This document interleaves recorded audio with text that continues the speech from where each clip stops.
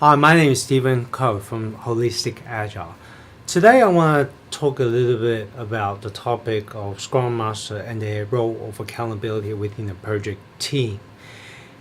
One of the issues I find with speaking of Scrum Masters is that they've got this sense of detachment from the team that I guess it's borrowing from the way they've been taught, like Scrum Masters are not personal accountable, it's team accountability. Some of the Scrum Master I speak to almost refer to the team as a separate entity. So they'll come to me and complain about how the team is resistant to Agile, resistant in what he's trying to get them to do. There's a separation, there's a gap. I don't think that is helpful. I don't think that is helpful from an organizational point of view. I don't think it's helpful from companies looking to adopt Agile. If the Scrum Master they hired in actually got this sense of detachment from the team that they're supposed to lead. I just want to explore a little bit where I think that comes from. So if you look at Scrum Master from a sense of their role, in terms of their role with the team, generally if we look at these four categories, levels of involvement, levels of accountability, whether they instruct the team or not, and whether they participate in the outcome of the deliverable. So if you look at the model, what I've experienced, what I've seen in a lot of organizations is that Scrum Master has a low level of involvement other than facilitating the ceremony. So that's what they do. They facilitate in the ceremony. They generally don't get involved or they avoid involvement in the day-to-day actual work or delivery. There's a sense that there's a low level of accountability or even zero. That separation of themselves from the team, as in Scrum Master are not accountable for delivery. The team is. Okay.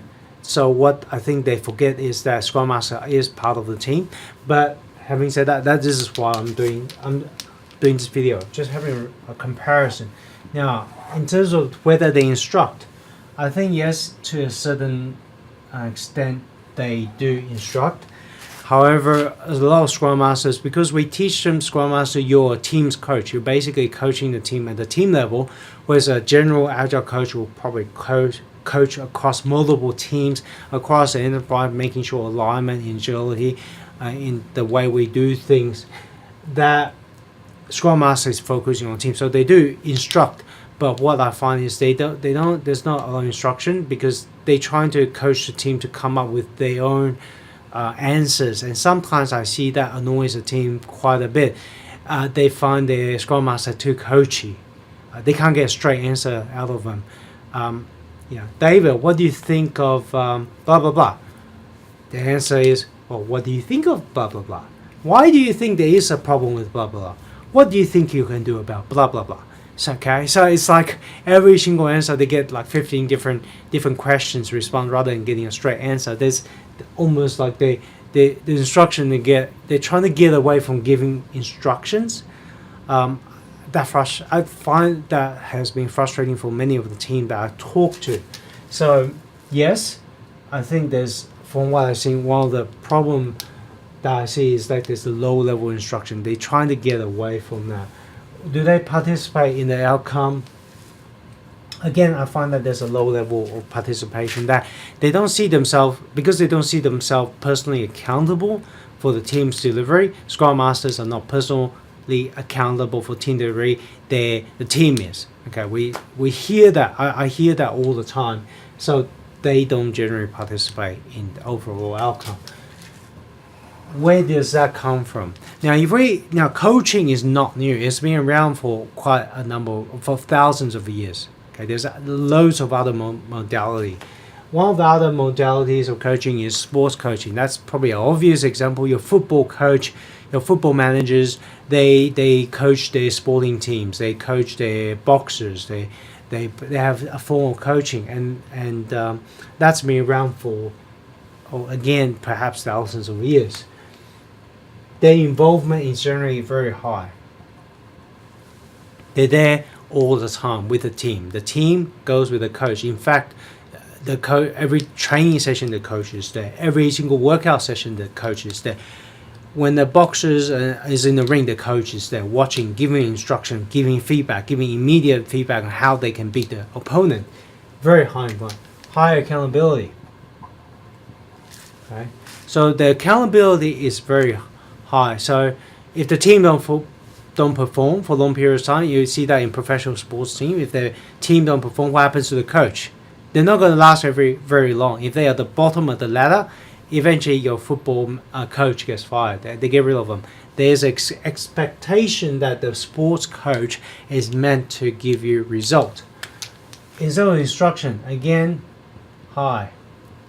But most good coaches will vary. It's a situational coaching, situational leadership. They give you what you need at the right time. So in if you need the basic, if you're coaching junior leagues, you might start with basic techniques. Well, for high level players, you're coaching them on strategy and acting out of their strategic plan. So there's a high level, and they definitely have high participation in outcome. Okay? They get in, they do the work. They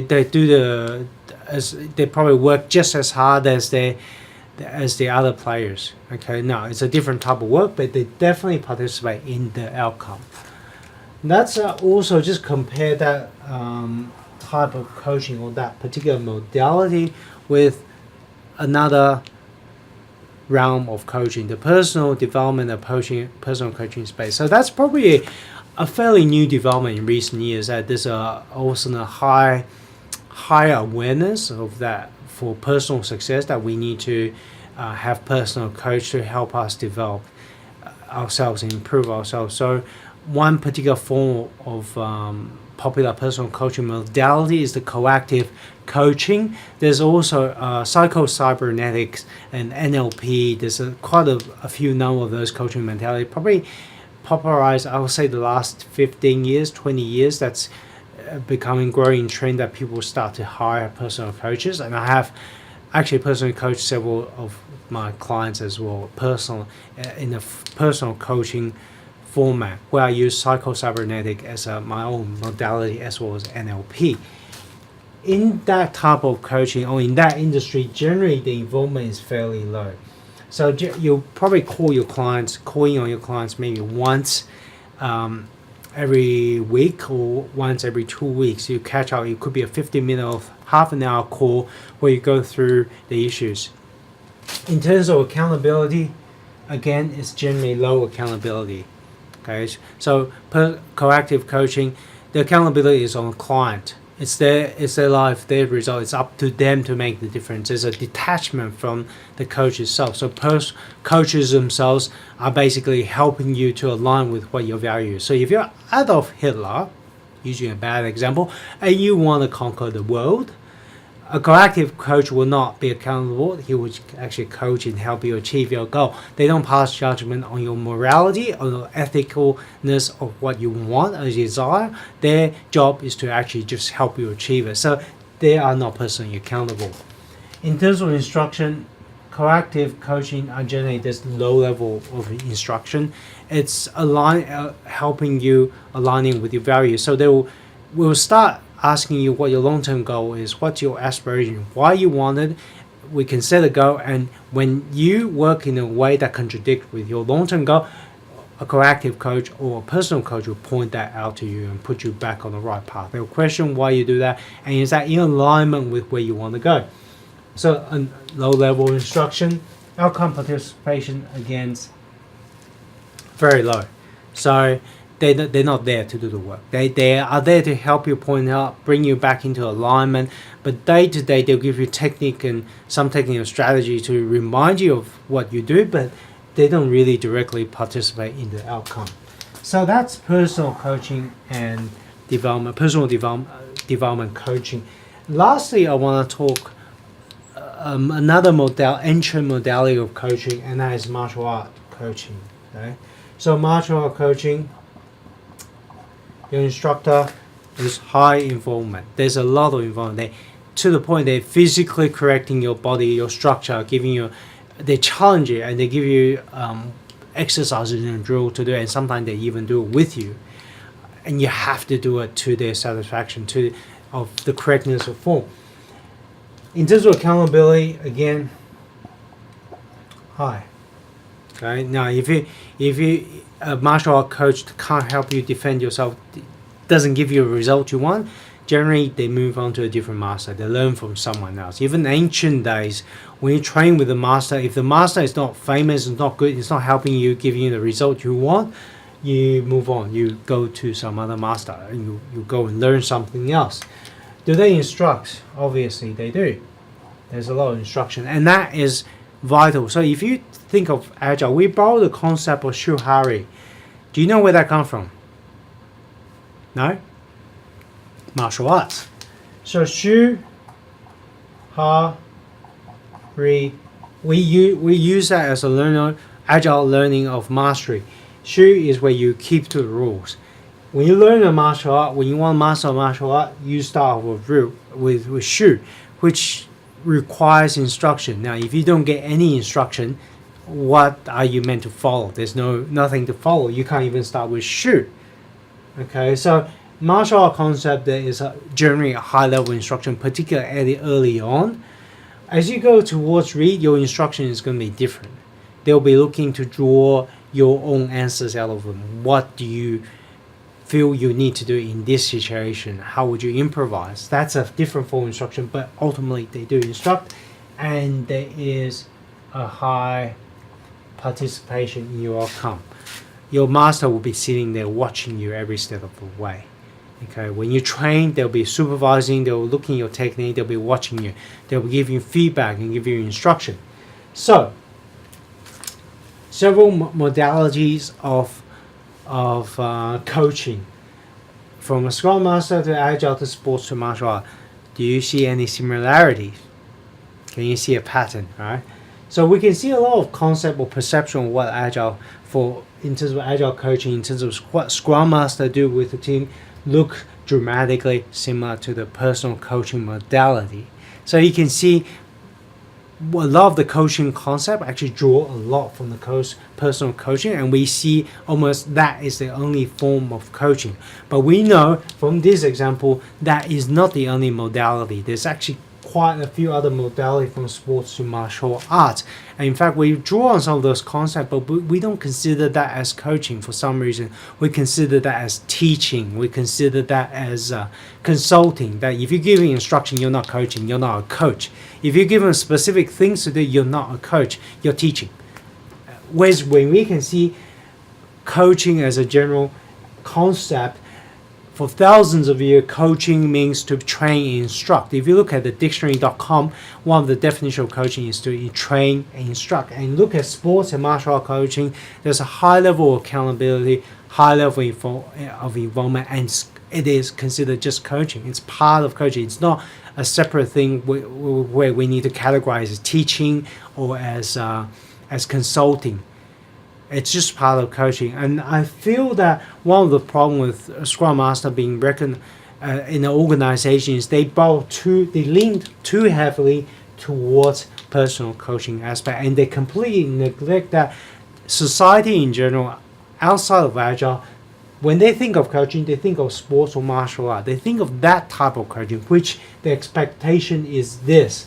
There's high involvement, high accountability, instructions, and outcome participation.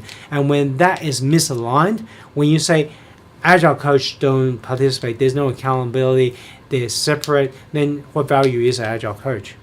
A Scrum Master that's not involved, not accountable. They're not willing to stay in for the team. How are they going to be effective? How can the team trust them if a Scrum coach is not one? So a Scrum Master is not one of them. Food for thought. Okay. From my perspective, I believe if a Scrum Master or within the Agile community, we can look beyond the personal coaching model and look towards traditional coaching of martial art sports and use that appropriately, we'll have much better outcome. We can transform more people and more organizations towards agility when we are able to go beyond just our limited view of what coaching is.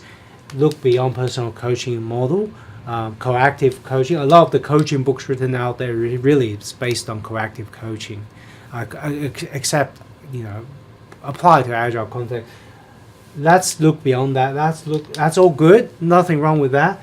There's a time and place for that. But look beyond that. Let's have a look at sports coaching, martial art coaching, and see what we can gain from it. And to me, I believe that we'll get much more value if we look beyond the personal coaching space and we apply some of the martial art and sports coaching concept to coaching agile team.